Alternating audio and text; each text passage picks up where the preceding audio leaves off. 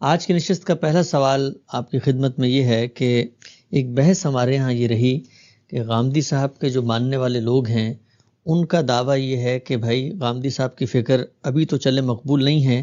تاریخ میں بہت ساری دفعہ ایسا ہوا ہے کہ اس طرح کے نئے افکار جب آتے ہیں شروع میں تو مقبول نہیں ہوتے، لیکن 100 سال کا عرصہ ہے، یہ 100 سال گزریں گے تو یہ فکر جو ہے اس کو بھی اسی طرح قبول عامیت حاصل ہو جائے گی جس طرح باقی افکار کو ہی.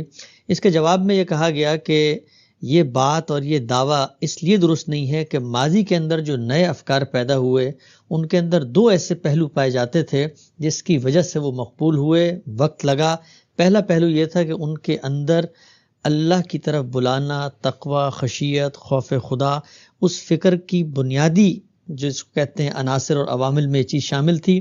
اور دوسری یہ کہ وہ تمام افکار جو ہیں وہ روایت کے اندر کھڑے ہو کر روایت کے مقابلے میں نہیں سامنے آئے تھے، جیسے کہ شاہ ولی اللہ اور ابن تیمیہ کے افکار ہیں. لیکن غامدی صاحب کی فکر کی مثال ان افکار کے مقابلے میں ایسے ہی ہے جیسے معتزلہ ہوں یا جہمیہ ہوں، ان لوگوں نے روایت کے انکار پہ اس فکر کی بنیاد رکھی ہے.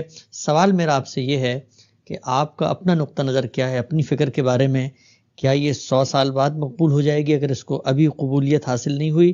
اور یہ جو دو عناصر ہیں کسی بھی فکر کے مقبول ہونے میں امت کی علمی تاریخ کے زمین میں بتائیے گا، ایسے ہی بات ہے؟ اس میں بہت سی باتیں عرض کرنے کی. پہلی بات تو یہ ہے کہ آپ نے فرمایا ماننے والے. میں نے تو لوگوں کو ہمیشہ اس بات کی دعوت دی ہے کہ وہ اللہ کو مانیں، اللہ کے رسولوں کو مانیں، اللہ کے فرشتوں کو مانیں، اللہ کی کتابوں کو مانیں اور قیامت کے دن پہ ایمان رکھیں.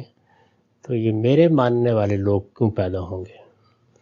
میرے خیال میں سب سے پہلے تو اس چیز کی اصلاح کرنی چاہیے. دنیا میں جو اصحاب علم بھی ہیں، وہ بڑے ہوں چھوٹے ہوں، ان کی حیثیت لوگوں کے لیے معلم کی ہے.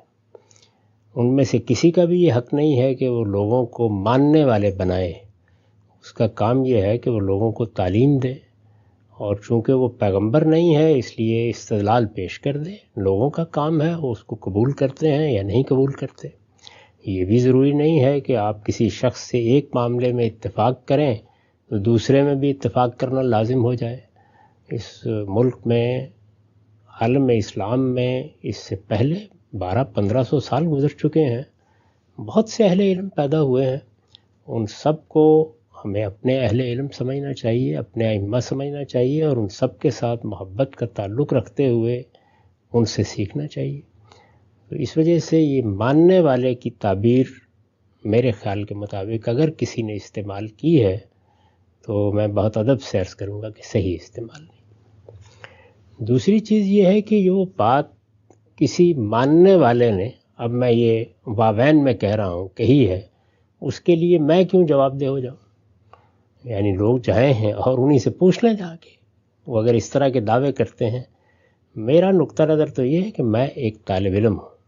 ایک طالب علم کی حیثیت سے دین میرا اپنا مسئلہ ہے. یعنی مجھے قبر میں جانا ہے، اس وجہ سے یہ فیصلہ بھی سب سے پہلے مجھے کرنا ہے کہ اگر میرے پروردگار نے میرے لیے کوئی ہدایت نازل کی ہے تو میں اس ہدایت کو سمجھ لوں، اس کو سمجھ کر اپنی زندگی میں اس کو اختیار کر لوں.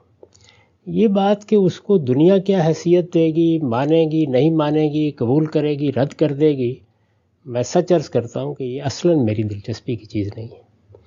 میں اگر یہ کام کرتا ہوں تو یہ ادائے فرض کے جذبے سے کرتا ہوں. جب مجھ پر ایک حقیقت واضح ہو گئی تو میرا کام یہ ہے کہ میں اس کو ایک طالب علم کے طریقے پر لوگوں کے سامنے رکھ دوں اور یہ بتا دوں کہ یہ حقیقت کیا ہے، اس کا استدلال کیا ہے.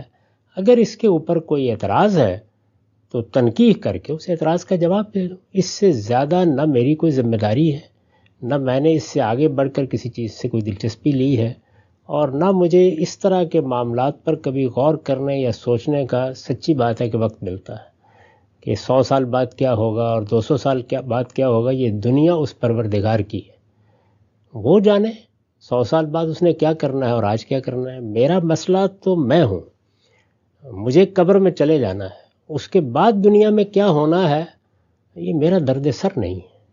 مجھے جانا ہے وہاں جواب دہ ہونا ہے. جواب دہ ہونا ہے تو سب سے پہلے یہ مجھے طے کرنا ہے کہ علم اور عمل میں میں کوئی غلطی نہ کروں. انسان کی حیثیت سے میرا کام اس سے زیادہ کچھ نہیں ہے، اور میں یہیں تک اپنے فکر میں، اپنی جد و جہد میں، اپنے طریقہ کار میں، اپنی تصنیفات میں، اپنے اداروں میں محدود رہتا ہوں اور لوگوں کو محدود رہنے کی دعوت دیتا ہوں۔ میں یہی کہتا ہوں کہ ہم ایک ذمہ داری ہے جو پوری کر رہے ہیں۔ اللہ نے ہمیں یہ کہا ہے کہ میرے دین کو مانو، اور یہ کہا ہے کہ اگر کچھ علم تمہیں حاصل ہوتا ہے تو اس علم کو دوسروں تک پہنچاؤ۔ یہ ایک جذبہ ہے، یہ ایک احساس ہے، یہ ذمہ داری کا احساس ہے۔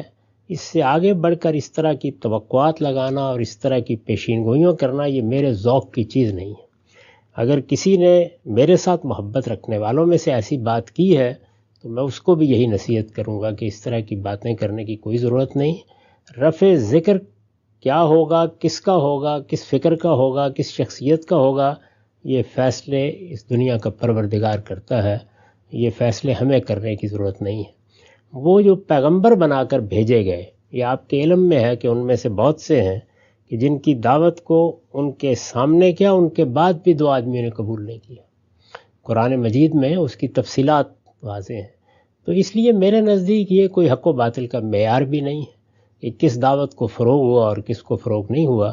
اللہ تعالیٰ تو قرآن مجید میں جگہ جگہ متنبہ کرتے ہیں کہ بہت بڑی اکثریت ہمیشہ سے غلط راہوں کا انتخاب کرتی ہے۔ تو ایسی چیزوں کو معیار کیوں بنایا جائے؟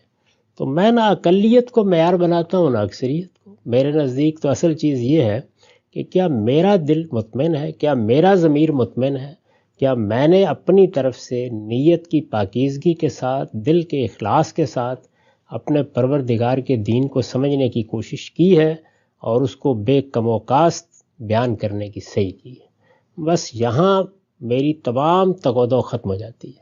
اس سے آگے کے کسی معاملے سے مجھے کبھی دلچسپی نہیں ہوئی۔ اب رہ گئی یہ بات کہ جو دین میں نے بیان کیا ہے، تو آپ اس دین کو اگر بالکل مختصر طریقے سے بھی جاننا چاہیں اور یہ دیکھیں کہ وہ کیا دعوت ہے، تو 2 چیزوں کی طرف میں توجہ دلاؤں گا، بجائے اس کے کہ میں اس وقت اپنی طرف سے کوئی بات کہوں کہ کیا اس میں تقوی کی دعوت ہے، کیا اس میں خشیت کی دعوت ہے، کیا اس میں اخبات کی دعوت ہے، کیا اس میں اللہ کے سامنے اپنے آپ کو جھکا دینے کی دعوت ہے۔ آپ میری کتاب میزان میں دین حق کے عنوان سے جو دوسرا مقدمہ ہے اس کو پڑھ لیجئے اور پھر یہ دیکھیے کہ اس میں کیا دین بیان کیا گیا ہے۔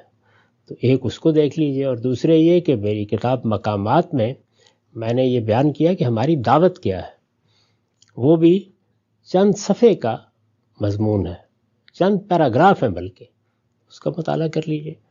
اس کو پڑھنے کے بعد خود رائے قائم کر لیجئے کہ میں کیا دعوت پیش کر رہا ہوں اور کیا پیغام لوگوں کے سامنے رکھ رہا ہوں۔ میں چونکہ شب و روز یہی کام کر رہا ہوں، مجھے سننے والے بھی جانتے ہیں، پڑھنے والے بھی جانتے ہیں، اس لیے میں اس کو دہرانا بھی نہیں چاہتا کہ میں یہ کہوں کہ ہاں فی الواقع میں نے تو لوگوں کو تقوی اور خشیتی کی دعوت دی ہے۔ اس کو میری دعوت میں دیکھ کر سلیم الطبع لوگ خود رائے قائم کر لیں۔ ٹھیک ہے، ہم سب یہ نقطہ تو آپ نے بہت ہی جس کو کہتے ہیں درد دل اور اخلاص کے ساتھ واضح کیا۔ ایک اور پہلو ذرا بیان فرمائیے گا۔ میں تاریخ کے ایک طالب علم کی حیثیت سے آپ کے سامنے نقطہ رکھ رہا ہوں۔ ہماری امت کے اندر باہر کیف ایک بڑی روشن، بڑی تابندہ، بڑی جاویداں، بڑی درخشاں علمی روایت ہے، بڑے بڑے اکابر علماء پیدا ہوئے، نابغہ روزگار ہستیاں، بڑا ان کا وقی علمی کام ہے۔ تجدید کا کام بھی کسی نہ کسی حد تک ہوا، اختلاف رائے بھی سامنے آتا رہا، لیکن اس سوال کا کیا جواب ہے؟ ایک طالب علم کی حیثیت سے میں آپ سے پوچھتا ہوں کہ کیا وجہ ہے کہ ایک جو پورا اہل سنت والجماعت کا ایک سواد اعظم ہے، ایک پورا متفقہ اجماعی نقطہ نظر ہے، قبولیت اسی کو حاصل ہوئی، باہر کیف افکار آئے، فرقے پیدا ہوئے، بڑے بڑے لوگ، نئے نئے مسالک، نئی نئی آراء، نئی نئی تحریکیں، لیکن سب کی سب جو ہے جیسے جھاگ چھٹ جاتی ہے، ختم ہو گئے اور وہ اصل نقطہ نظر ایک ہی جماعت کو حاصل رہا۔ اس کی کیا وجہ ہے؟ اور اگر اس کے پیچھے کوئی حکمت، کوئی علت کار فرما ہے تو پھر ایک طالب علم تو یہ بھی سوچتا ہے نا کہ آگے بھی پھر یہی ہوگا، تو اس کو آپ کیسے دیکھتے ہیں؟ اگر آپ تمام جتنے فرقے آج تک پیدا ہوئے ہیں یا مختلف گروہ وجود میں آئے ہیں، سیاسی پس منظر سے آئے ہوں یا مذہبی فکر کے پس منظر سے آئے ہوں، انہوں نے کلامی مباحث اٹھائے ہوں یا فلسفیانہ بنیادیں واضح کی ہوں، ان سب کا اگر آپ جائزہ لیں تو کسی دعوت کے، کسی پیغام کے یا کسی نقطہ نظر کے فروغ کے لیے اس دنیا میں جو عوامل چاہیے ہوتے ہیں وہ سب کے سب اگر آپ دیکھیں گے تو جس گروہ کا آپ نے نام لیا ہے اس کے لیے زیادہ موجود رہے ہیں۔ اچھا، اس کا کوئی تعلق کسی کے حق پر ہونے اور کسی کے باطل پر ہونے سے نہیں ہے۔ یعنی اس دنیا میں جو چیزیں فروغ پاتی ہیں، ایک تو یہ نا کہ اللہ نے کیا فیصلہ کیا، لوگوں کو کیا توفیق دی، ہدایت کس کو ملی، وہ بالکل الگ چیز ہے۔ دنیا میں کوئی سیاسی نظریہ، دنیا میں کوئی فکر، دنیا میں کوئی مذہبی نقطہ نظر، دنیا میں کوئی مذہبی تعبیر بہت فروغ پا لیتی ہے۔ ایسا ہوتا ہے تو اس کے دنیا میں کچھ عوامل ہیں، وہ عوامل جس کے حق میں زیادہ اکٹھے ہو جائیں گے اس نقطہ نظر کو فروغ حاصل ہوگا۔ اس کا اصل میں حق و باطل سے کوئی تعلق نہیں ہے۔ اس سے اٹھ جائیے، یہ تو مسلمانوں کے اندر ہے، مسلمانوں کے اندر بھی اہل تشیع کی تعداد 20 کروڑ کے قریب ہے، یعنی کوئی معمولی نہیں ہے۔ اس وقت اگر آپ دیکھیں تو ایران میں ان کی براہ راست حکومت ہے، عراق میں بھی کم و بیش یہی صورتحال ہے۔ یہ جو حالیہ انتخابات ہوئے ہیں اس میں بھی آپ اندازہ کر سکتے ہیں کہ خالص مذہبی بنیاد پر مقدس صدر کی جماعت کو کتنی اکثریت حاصل ہو گئی ہے۔ لبنان میں بھی اچھی خاصی تعداد ہے، اسی طرح سے باقی عرب ممالک میں بھی آپ کو معلوم ہے، ہمارے ملک میں بھی ان کی ایک طاقت بھی ہے، تعداد بھی ہے، اور اس کے لحاظ سے وہ اپنے مطالبات بھی منواتے ہیں۔ تو ایسا نہیں کہ باقی سب کے سب کوئی بڑی چھوٹی اقلیت میں رہ گئے ہیں، کروڑوں کی تعداد میں۔ تاہم وہ عوامل جو کسی دعوت کے فروغ کا ذریعہ بنتے ہیں، یہ نہیں کہ باقیوں کے ہاں وہ موجود نہیں، باقیوں کے ہاں بھی ہے۔ فروغ تو اصل میں ان عوامل ہی سے ہوتا ہے، لیکن وہ کس کے حق میں کتنے زیادہ جمع ہوئے، یہ میں آپ سے درخواست کروں گا کہ نہ پوچھیں مجھ سے۔ اس کی وجہ یہ ہے کہ اس میں پھر بڑے نازک مقامات آتے ہیں، لیکن دنیا میں فروغ کے لیے عوامل ہی کردار ادا کرتے ہیں۔ تو میں نے عرض کیا کہ اس سے میں ذرا اوپر لے جاتا ہوں آپ کو، یعنی ایک سطح تو وہ ہے نا کہ رسول اللہ صلی اللہ علیہ وسلم کے بعد جو گروہ یا فرقے یا جماعتیں بن گئیں ان میں کیا عوامل ہیں۔ ذرا یہ دیکھیے کہ اللہ کے جو پیغمبر آئے ان میں سب سے زیادہ فروغ کس کی دعوت کو حاصل ہوا؟ سیدنا مسیح کی دعوت کو، اور وہ بھی کب ہوا ہے؟ جب کہ سینٹ پال نے اس کو ایک نئی صورت دے دی۔ میرا خیال یہ ہے کہ عاقل را اشارہ کافی ہے۔